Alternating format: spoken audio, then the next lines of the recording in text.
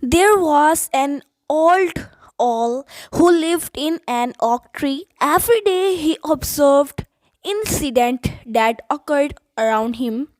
Yesterday he watched as a young boy helped an old man carry a heavy basket. Today he saw a young girl shouting at her mother.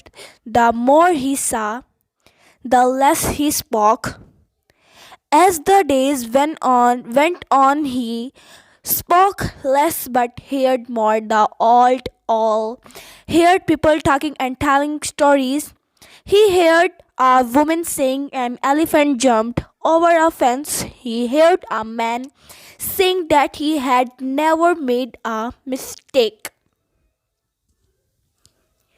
The old owl had seen and heard what happened to people. There were some who became better, some who became worse. But the old owl in the tree had become wiser each and every day. The moral: be more observant, the talk less and listen.